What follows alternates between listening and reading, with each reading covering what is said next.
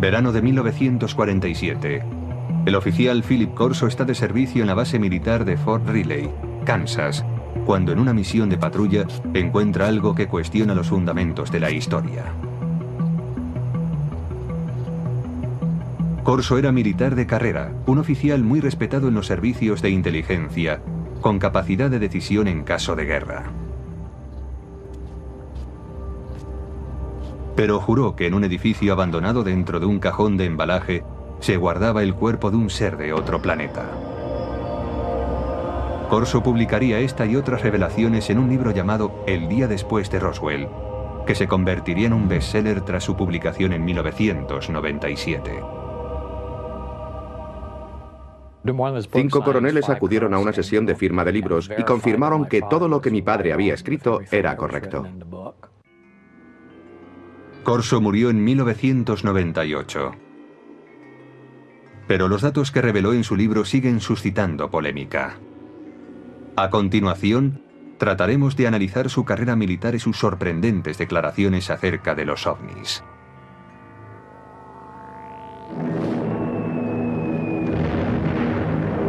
...1942...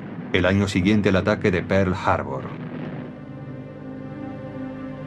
Philip Corso, un joven de una pequeña ciudad de Pensilvania, es reclutado por el ejército.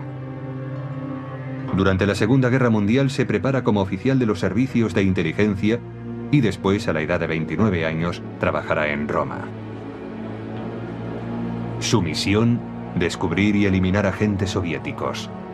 Cuando el ejército de los Estados Unidos ocupó Roma, lo que quería era que el gobierno de la posguerra fuese un gobierno amigo, no un gobierno comunista. Corso desempeñaba una labor de responsabilidad. Se le consideraba un hombre con futuro. En abril de 1947, Corso vuelve a los Estados Unidos para seguir su preparación en el servicio de inteligencia del ejército en Fort Riley. 3 meses más tarde, en julio de 1947, llega la noche en que, según declara, tiene lugar el hallazgo que tanto le impresionó. Corso tiene 32 años y es el oficial de guardia aquella noche. La seguridad de la base está bajo su responsabilidad. Esa noche, Fort Riley bulle de actividad. Han llegado a la base de Kansas 5 camiones con los restos del misterioso accidente de una aeronave en Roswell, Nuevo México.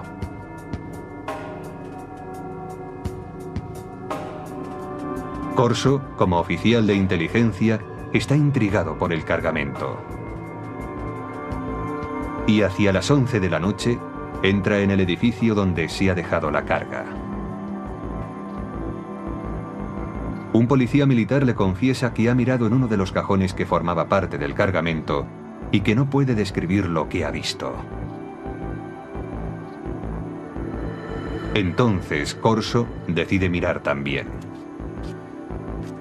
Y descubre una especie de ataúdes. Son pequeños, como ataúdes para niños. Intrigado, levanta la tapa de uno de ellos. It looked like a thin body and a humanoid with a sort of a big head on it and eyes, but not too long, and not the shape of it was not as wide, as I say, as our bodies are. Corso dice que aquel fue su primer encuentro con extraterrestres, pero que no sería el último, ni el más significativo. Más tarde, le serían confiados expedientes secretos y objetos de origen extraterrestre. Estos últimos, según él, provocarían una revolución tecnológica. Pero en 1947 acababa de empezar esta historia.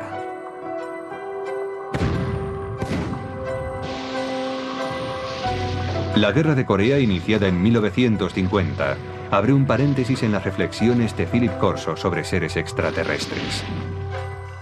Corso entra a formar parte del personal del general Douglas MacArthur como especialista en artillería para las fuerzas de las Naciones Unidas. Tras el armisticio de 1953 se queda en Asia como oficial de inteligencia. Se ocupará de la repatriación de prisioneros estadounidenses y aliados. Llegué a conocer a Philip Corso porque se encargó de la liberación de prisioneros de guerra en el lejano Oriente, a las órdenes de MacArthur, y más tarde fue oficial de proyectos especiales en el Consejo de Seguridad Nacional, trabajando para Eisenhower en la Casa Blanca. Según su expediente militar, Corso es ascendido al rango de teniente coronel en julio de 1953. Según afirmó, fue asesor personal del presidente Dwight Eisenhower, al que informó de la creciente infiltración del KGB en la CIA.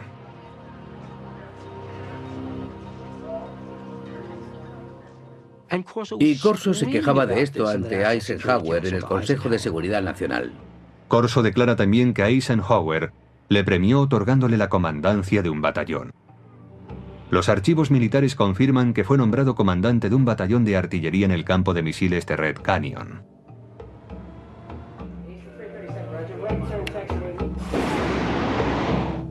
En octubre de aquel año, Corso está al mando de un batallón en Alemania Occidental, donde desarrolla nuevas estrategias de tiro para ataques nucleares. Allí demuestra que sabe cumplir órdenes, pero también demuestra que tiene iniciativa. Está al mando de una batería de armas nucleares. Si se hubiese declarado la guerra contra la Unión Soviética en los años 50, cuando Corso estaba en Alemania, él habría tenido autoridad para disparar armas nucleares. Pero cuando vuelve de Alemania, su carrera cambia totalmente de dirección. El brillante oficial de la inteligencia, intrépido cazador de espías enemigos y comandante de artillería con potestad para utilizar armamento nuclear, se convierte ahora en reservista de la Guardia Nacional. En octubre de 1960, Corso está prácticamente retirado. Es asesor a tiempo parcial en una base de la Guardia Nacional en Maryland. Se podría decir que alguien no estaba satisfecho con él. No tuvo la recompensa merecida. Pero algunos creen que Corso está siendo reservado para su cometido más importante y secreto. Hay una mano oculta que dirige su carrera. Es la mano de Arthur Trudeau. Philip Corso tiene un poderoso protector en el teniente general Arthur Trudeau. Graduado en West Point, en la promoción de 1924, Trudeau es considerado un oficial progresista y admirador de la alta tecnología. En la época de la Guerra Fría es el primero en proponer una formación tecnológica para los oficiales de la inteligencia, y en 1958 es nombrado director del área de investigación y desarrollo del ejército. Cuando Trudeau tiene ocasión de nombrar a un adjunto, recurre a Corso, y así se inicia la etapa de este último en el área de investigación y desarrollo. General called me and said, "Don, establish Foreign Technology Division, and you're the chief of it. And you got an office down next floor under me." Hasta ese momento de su carrera, la trayectoria de Corso en el ejército es fácilmente verificable examinando los archivos militares. Trabajó en el Pentágono. Allí estaba su despacho, así consta. Y lo hizo para el general Trudeau, que le conocía bien, de eso no hay duda. Pero desde que empezó su labor en el Pentágono, el rastro de su carrera es más difícil de seguir y también es más difícil confirmar sus declaraciones.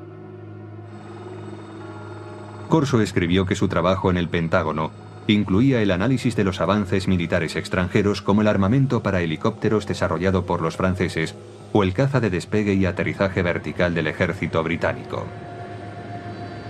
Dicha tecnología sería invertida por los estadounidenses. Los militares han desarrollado a lo largo de los años una serie de proyectos dirigidos a copiar dispositivos tecnológicos provenientes del extranjero.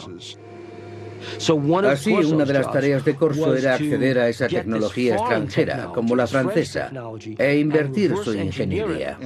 Si se descubría algo bueno, era incluido en los planes tecnológicos propios. Invertir la tecnología enemiga resultó algo habitual en la época de la Guerra Fría. Los soviéticos utilizaron los aviones Sabor capturados de los norteamericanos para invertir su tecnología, y los Estados Unidos utilizaron los MiGs capturados para invertir la ingeniería soviética. La tarea de Corso implicaba estudiar la tecnología extranjera, pero su trabajo cambiaría pronto. Poco después del 20 de julio de 1961, dice Corso, el general Trudeau le llama a su despacho y le adjudica una labor sorprendente: examinar la tecnología de la nave extraterrestre que se estrelló en Roswell, Nuevo México, en 1947.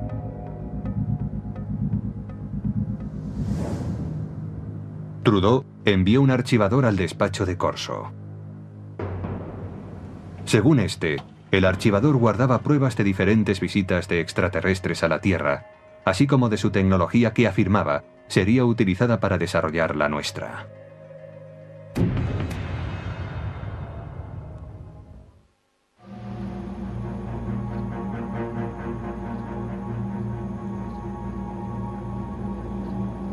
Philip Corso declaró que en 1947 él había visto los cuerpos de los extraterrestres cuyo ovni se había estrellado cerca de Roswell, Nuevo México. La descripción de Corso coincide con la de aquellos que se declararon testigos del accidente. Los alienígenas, según estos testigos, eran 4 pequeños seres humanoides, con manos de 4 dedos, piernas delgadas, una cabeza excesivamente grande y ojos en forma de almendra.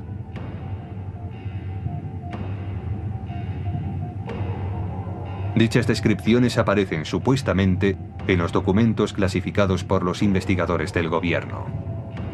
Hasta el día de hoy, dichos documentos no han sido autentificados.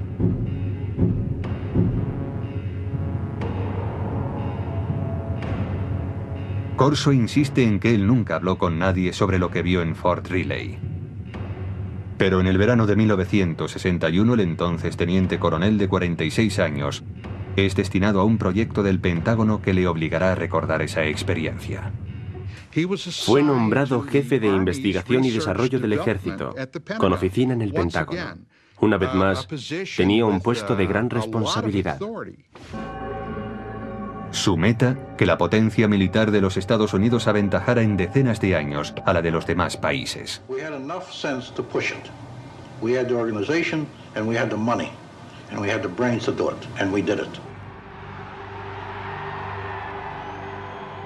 Durante la época de la Guerra Fría, dice Corso, preocupaba mucho al gobierno que los rusos llegasen a tener acceso a los materiales extraterrestres o, lo que era aún peor, que los alienígenas utilizaran su superior tecnología para invadir la Tierra.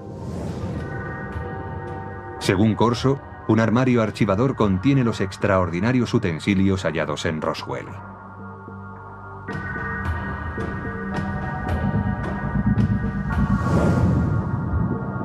Un trozo de traje metálico superresistente. Corso afirma que quizás sirviera para proteger a los alienígenas.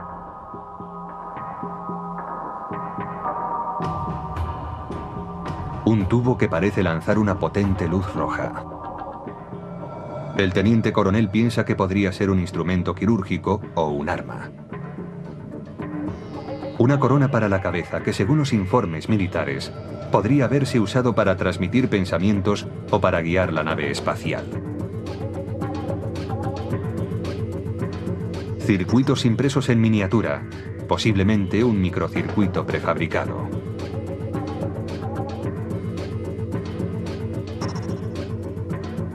Un cable flexible que podría haber transmitido luz. Y una lente para ver en la oscuridad, supuestamente extraída del ojo de un extraterrestre. Para identificar tan extraños objetos, Corso declara haber estudiado con detalle documentos clasificados del gobierno referentes a la tecnología extraterrestre supuestamente encontrados en Roswell. Según dichos informes, algunos de los más destacados científicos del mundo, hombres como Werner von Braun y J. Robert Oppenheimer, accedieron al lugar del accidente en Roswell. Corso dice que el teniente general Trudeau le autorizó a confeccionar la lista de hombres que incluiría en su equipo. You will put on that team anybody that you want. Engineers, scientists, and even I told the Germans.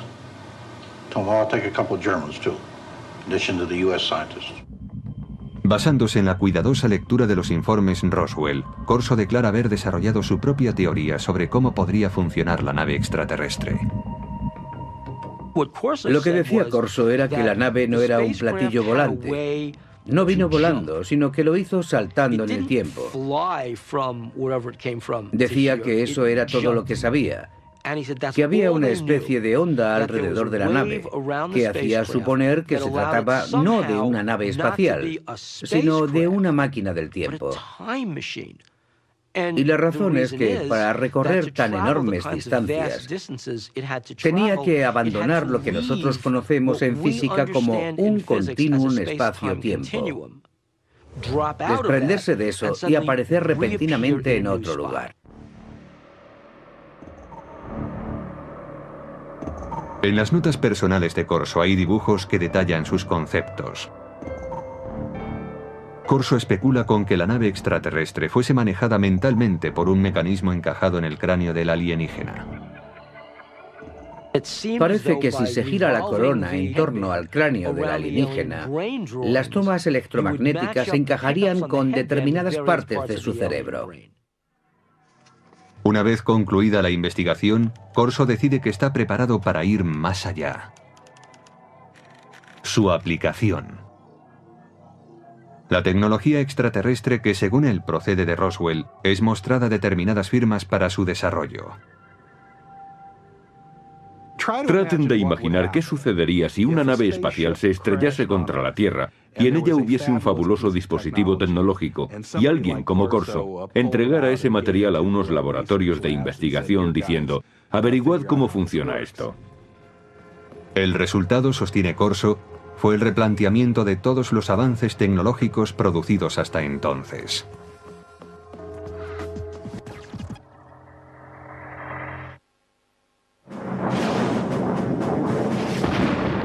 En la década de 1960, la potencia militar estadounidense está plenamente entregada a la Guerra Fría.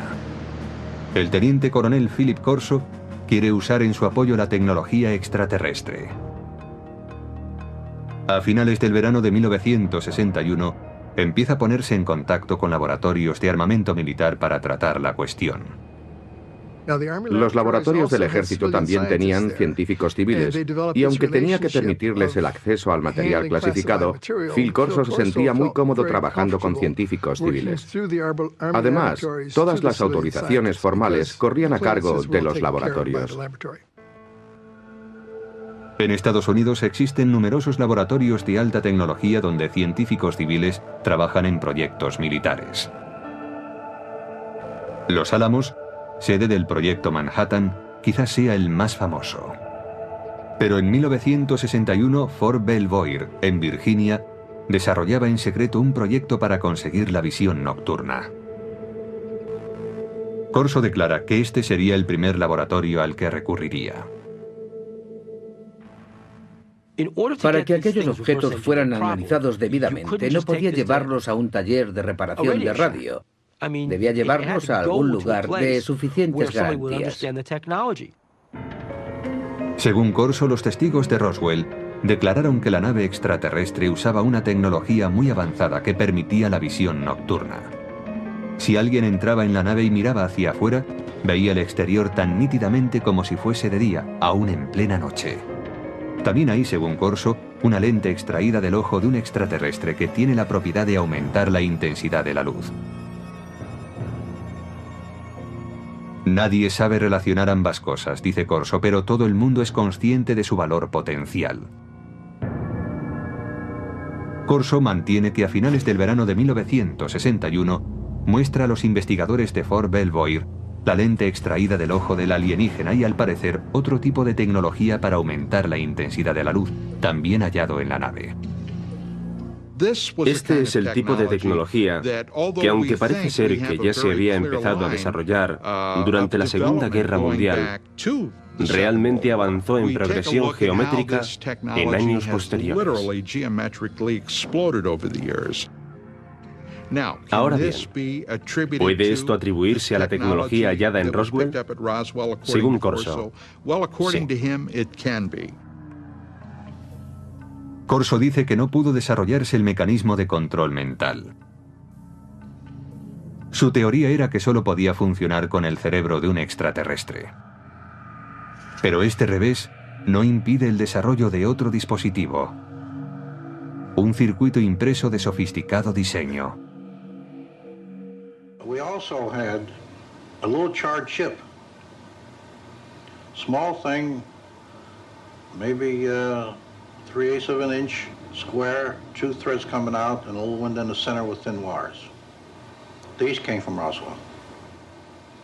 We didn't know exactly the function of the integrated circuits, but we suspected that these were circuits, electrical circuits.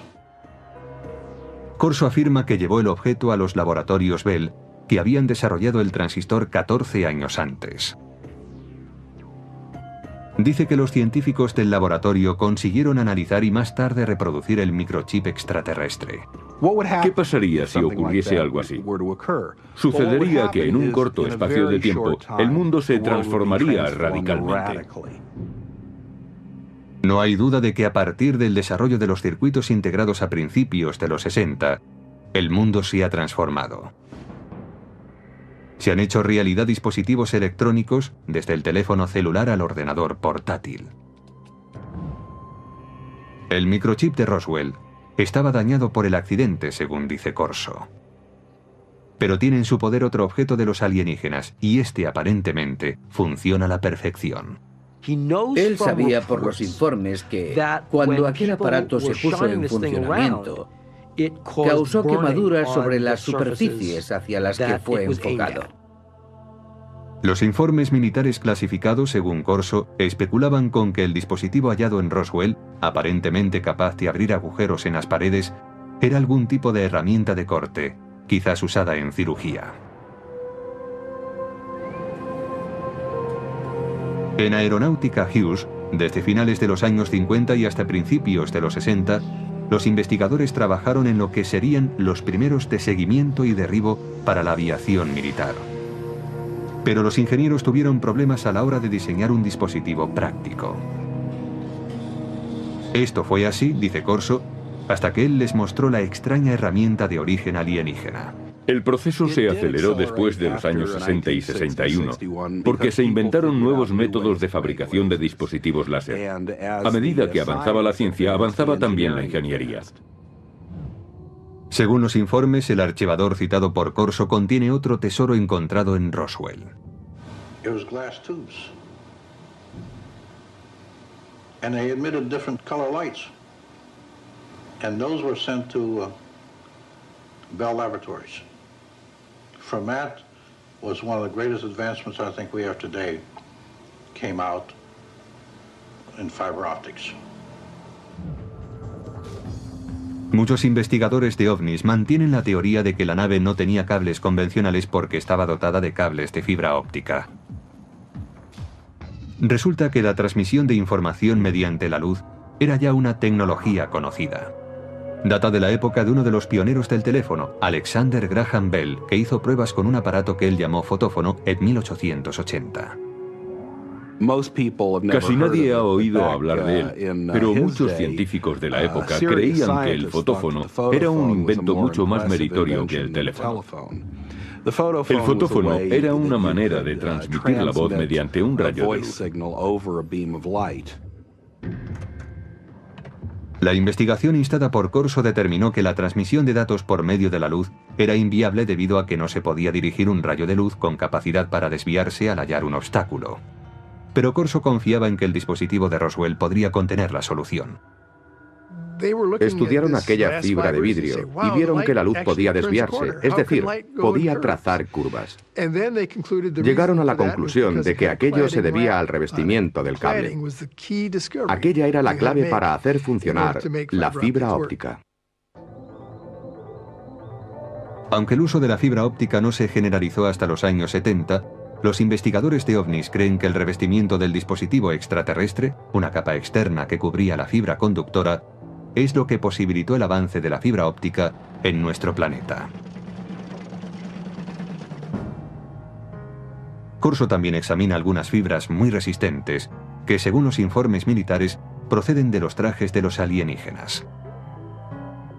The first thing of the fabric that amazed me was a thread that I couldn't cut with a razor blade. Just a thread. Corso ofrece en su libro una teoría referente a las fibras que componían el tejido de los trajes alienígenas. El cuerpo de los extraterrestres, posiblemente de materia más vulnerable, estaba protegido por la gran resistencia de un tejido que, en cierto modo, formaba un escudo. Y según Corso, no se vestían con él, sino que lo tejían a su alrededor. Es decir, lo hilaban como un capullo de seda. Corso se pregunta si estas fibras tan resistentes tendrían aplicación como material antibalas para ser usados por los cuerpos de seguridad y por el ejército. Corso asegura que el ejército intentó llevarlo a la Universidad de Colorado para tratar de fabricar dicho material. A mediados de la década de los 60 hubo grandes avances en cuanto a tejidos resistentes. Usaban la tecnología de los polímeros, el tipo de moléculas que, decía Corso, estaban presentes en el tejido extraterrestre. En 1965 se inventa el Kevlar, un tejido que se usaría en chalecos antibala. Una prueba más, según Corso, del impacto de la tecnología extraterrestre.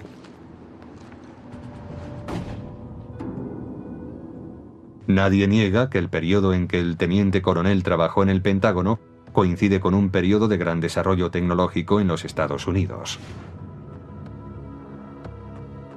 Los defensores de Corso dicen que la tecnología alienígena tuvo mucho que ver, pero otros ven las cosas de un modo diferente.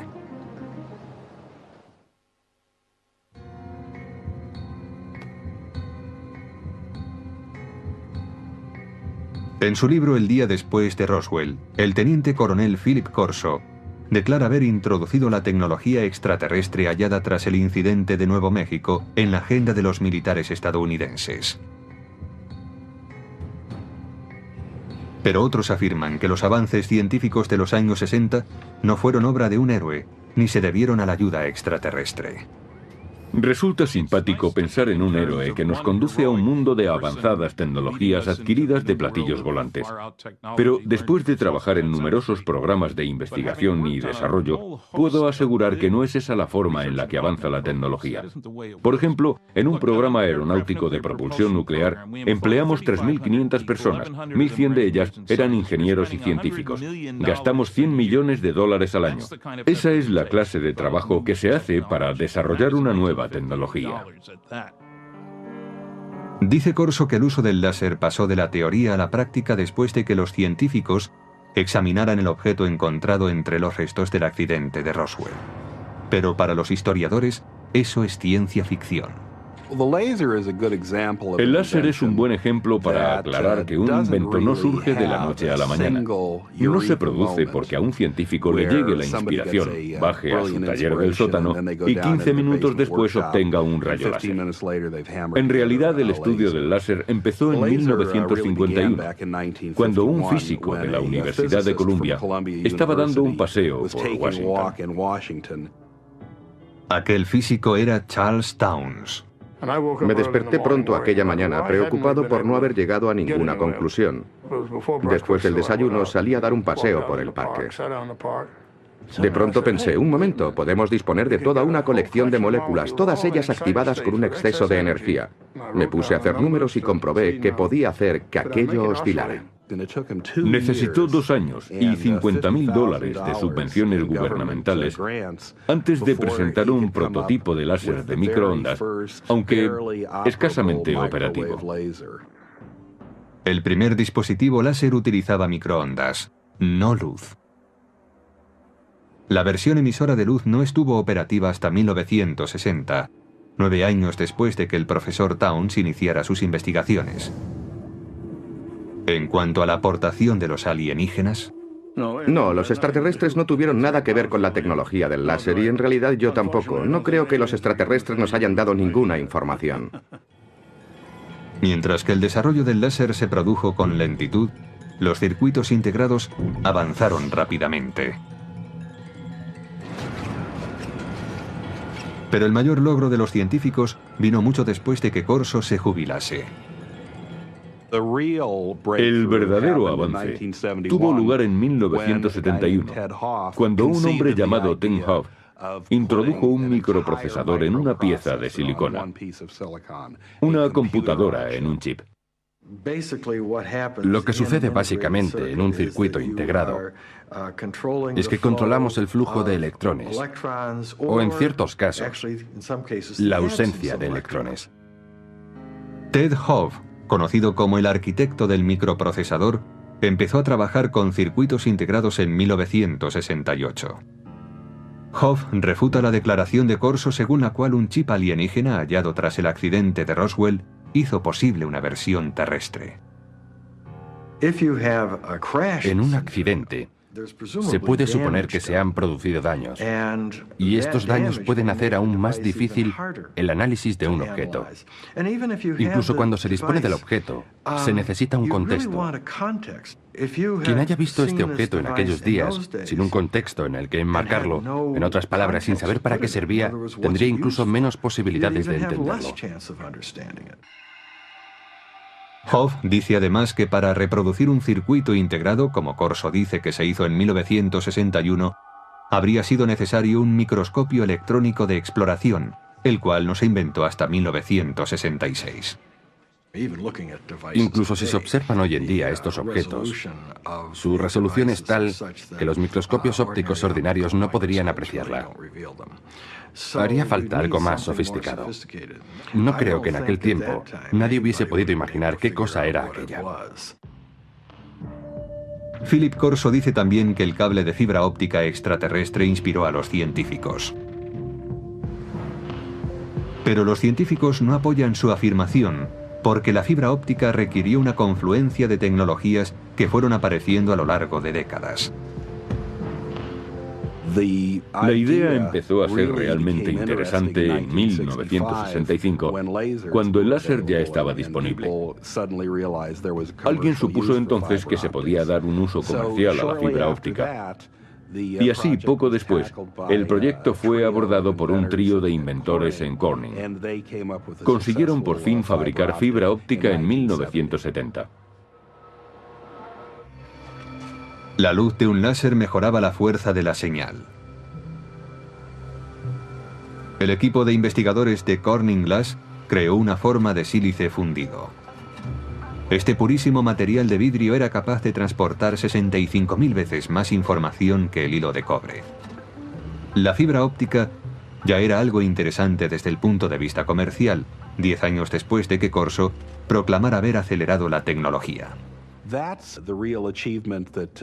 Ese fue el verdadero logro de Don Deck, Peter Schultz y Bob Maurer. Encontrar esa forma tan innovadora de fabricar vidrio. Corso declaró también que su secreto había inspirado un salto cuántico en la tecnología de la imagen. Pero los expertos afirman que la tecnología para convertir la noche en día también llevaba décadas desarrollándose. El proceso fue evolucionando paulatinamente. Había empezado allá por 1940, cuando se suministraron a los ejércitos aliados, en la Guerra del Pacífico, pantallas de radar con intensificación de imagen. El primer dispositivo de visión nocturna empleaba la formación de imágenes térmicas. Desarrollado por los alemanes durante la Segunda Guerra Mundial, convertía energía calorífica en un espectro visible usando una luz infrarroja y un receptor. Más tarde, a principios de los 60, William Spicer, un investigador del Departamento de Defensa, creó un mecanismo para la intensificación de la imagen.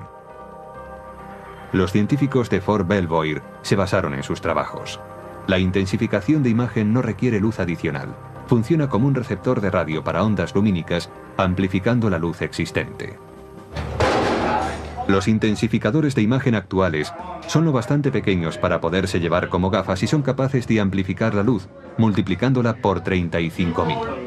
Los científicos argumentan que si Corso tenía realmente un intensificador de imagen extraterrestre, mostrárselo a los investigadores en 1960 habría ayudado poco al progreso de esa tecnología. La ingeniería necesaria progresaba a un ritmo muy lento. Lograr la visión nocturna fue, en gran medida, el resultado de un trabajo de ingeniería realmente brillante. Finalmente, según expertos en tecnología, las fibras superresistentes de Corso no venían de los trajes espaciales de los alienígenas, sino del fruto de años de investigación de una científica llamada Stephanie Kwolek, que trabajaba en la compañía DuPont. Ella consiguió enlazar cadenas de átomos en 1965. En 1971 el Kevlar ya estaba en el mercado. La teoría de que algo como el Kevlar salió de un platillo volante resulta tan chocante para mí como insultante para alguien como Stephanie Kwolek, que invirtió enormes esfuerzos, años de su vida, una enorme dedicación e inteligencia para desvelar los secretos de la naturaleza. Además, algunos escépticos insisten en que el teniente coronel Corso sencillamente no tenía los conocimientos suficientes para promover un programa de ingeniería inversa. Leí algo que había escrito hace años y vi que aquello no era alta tecnología. Yo he trabajado para General Electric, Westinghouse, General Motors, TRV System, McDonnell Douglas y junto a muchos científicos. Yo mismo soy físico y no vi nada en los escritos de Corso que indicara que tenía los conocimientos, el talento, la formación para manejar un material como aquel y llevarlo a la industria.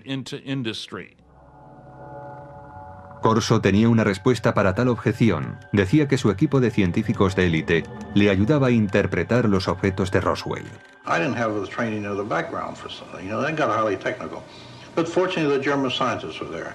I knew von Braun, and I knew Hermann Oberth. Oberth was a man that said we've been helped. But we had to keep it quiet to protect our budget, protect our organization. Para los escépticos, caben más dudas acerca de Corso. Según ellos, un teniente coronel no debería asumir funciones como las que Corso se atribuía. Creo que un indicio de su consideración dentro del ejército viene dado por el hecho de que nunca llegó a coronel, a pesar de sus muchos años de servicio. Pero otros apoyan las afirmaciones de Corso, en particular aquellos que dicen conocer el funcionamiento interno del ejército. En aquellos días, un teniente coronel tenía mucha más autoridad e importancia que ahora. Pero incluso hoy, hay tenientes coroneles que conocen mucho acerca de planes y operaciones importantes. Todos los científicos y militares con los que Corso dijo haber trabajado afirman que no había implicación extraterrestre en las tecnologías desarrolladas a partir de aquellos años. No existen documentos de ningún tipo que avalen las afirmaciones de Corso sobre ingeniería alienígena aplicada a la terrestre. Pero sus partidarios defienden que si no hay rastro de ningún documento, es por una razón.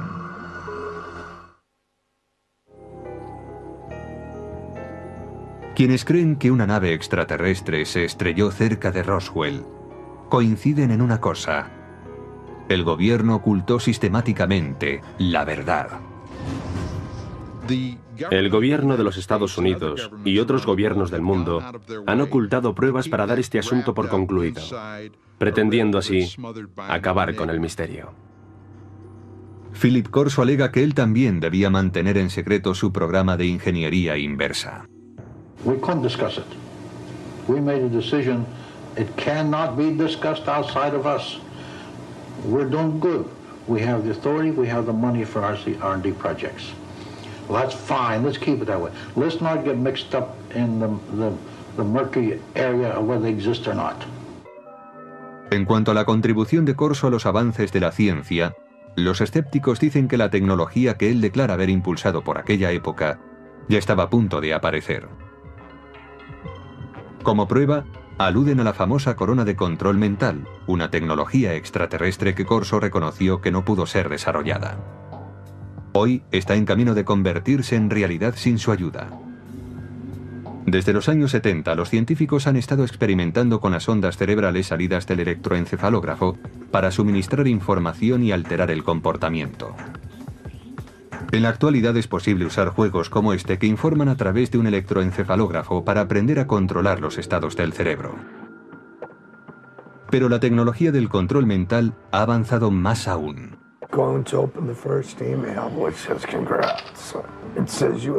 En 2004, la FDA autorizó a los investigadores para experimentar con unos diminutos implantes cerebrales, diseñados para que las personas discapacitadas pudiesen controlar un ordenador con su pensamiento.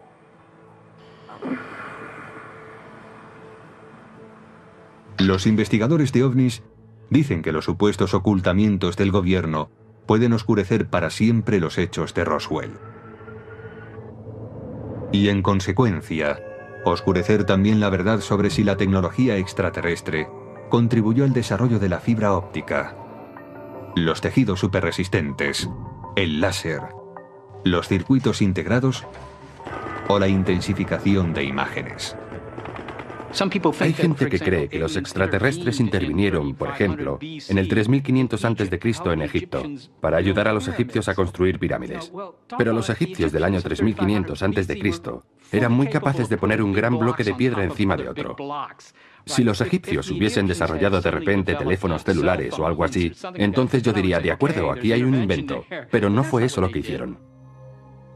Aunque el teniente coronel Philip Corso pueda ser cuestionado, sus ideas hayan suscitado polémica y sus afirmaciones hayan sido consideradas como propias de la ciencia ficción, su aportación al mito de los ovnis y a las leyendas populares no puede ser ignorado.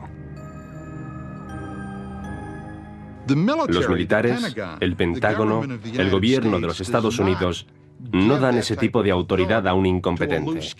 Este hombre estaba bien considerado y era muy respetado.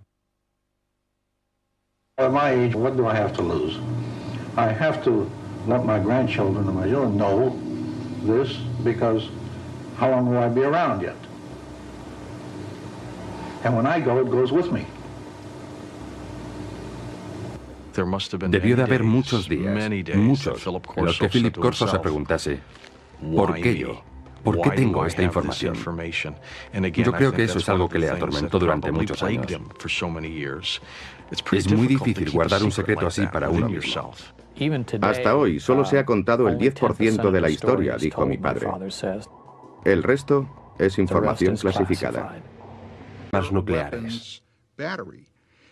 Si se hubiese declarado la guerra contra la Unión Soviética en los años 50, cuando Corso estaba en Alemania, él habría tenido autoridad para disparar armas nucleares. Pero cuando vuelve de Alemania, su carrera cambia totalmente de dirección. El brillante oficial de la inteligencia, intrépido cazador de espías enemigos y comandante de artillería con potestad para utilizar armamento nuclear, se convierte ahora en reservista de la Guardia Nacional. En octubre de 1960, Corso está prácticamente retirado. Es asesor a tiempo parcial en una base de la Guardia Nacional en Maryland. Se podría decir que alguien no estaba satisfecho con él. No tuvo la recompensa merecida. Pero algunos creen que Corso está siendo reservado para su cometido más importante y secreto. Hay una mano oculta que dirige su carrera. Es la mano de Arthur Trudeau.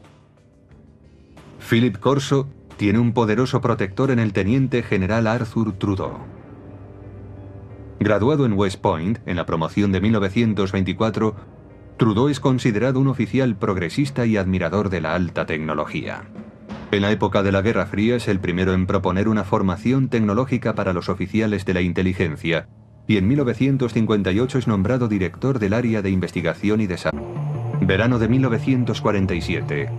El oficial Philip Corso está de servicio en la base militar de Fort Riley, Kansas, cuando en una misión de patrulla encuentra algo que cuestiona los fundamentos de la historia. Corso era militar de carrera, un oficial muy respetado en los servicios de inteligencia, con capacidad de decisión en caso de guerra. Pero juró que en un edificio abandonado dentro de un cajón de embalaje se guardaba el cuerpo de un ser de otro planeta. Corso publicaría esta y otras revelaciones en un libro llamado El día después de Roswell, que se convertiría en un bestseller tras su publicación en 1997. 5 coroneles acudieron a una sesión de firma de libros y confirmaron que todo lo que mi padre había escrito era correcto. Corso murió en 1998. Pero los datos que reveló en su libro siguen suscitando polémica. A continuación, trataremos de analizar su carrera militar y sus sorprendentes declaraciones acerca de los ovnis.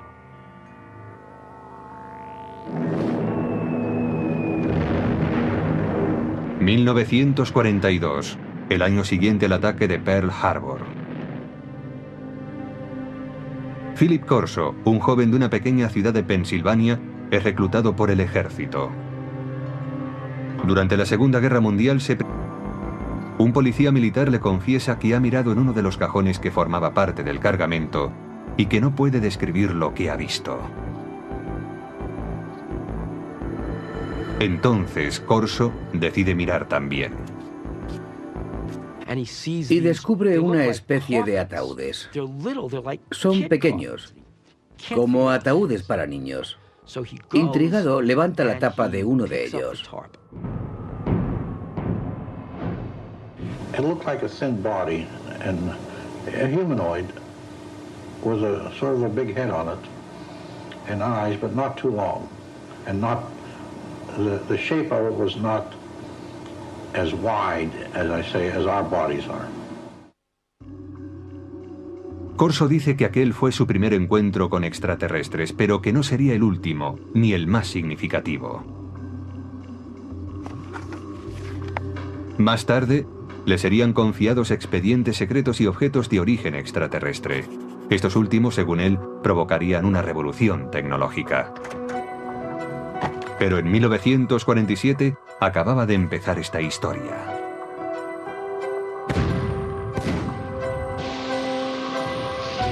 La Guerra de Corea, iniciada en 1950, abre un paréntesis en las reflexiones de Philip Corso sobre seres extraterrestres.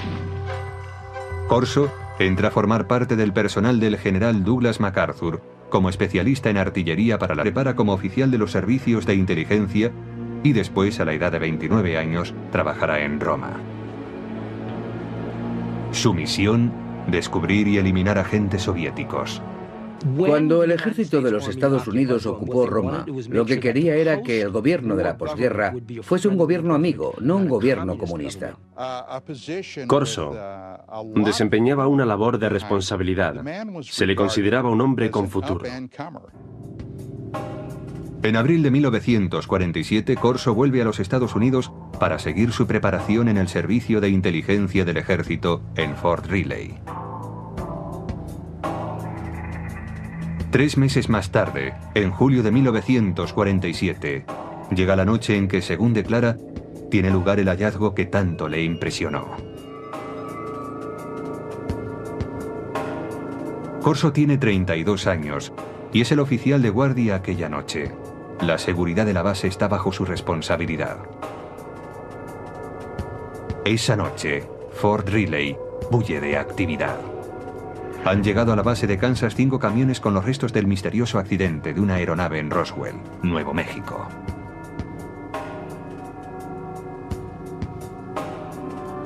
Corso, como oficial de inteligencia, está intrigado por el cargamento. Y hacia las 11 de la noche, entra en el edificio donde se ha dejado la carga. Las fuerzas de las Naciones Unidas. Tras el armisticio de 1953 se queda en Asia como oficial de inteligencia. Se ocupará de la repatriación de prisioneros estadounidenses y aliados. Llegué a conocer a Philip Corso porque se encargó de la liberación de prisioneros de guerra en el lejano Oriente, a las órdenes de MacArthur, y más tarde fue oficial de proyectos especiales en el Consejo de Seguridad Nacional, trabajando para Eisenhower en la Casa Blanca.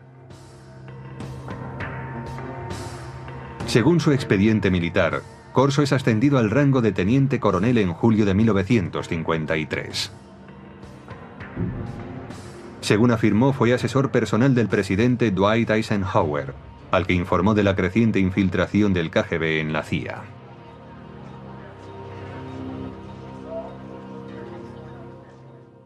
Y Corso se quejaba de esto ante Eisenhower en el Consejo de Seguridad Nacional. Corso declara también que Eisenhower le premió otorgándole la comandancia de un batallón. Los archivos militares confirman que fue nombrado comandante de un batallón de artillería en el campo de misiles de Red Canyon.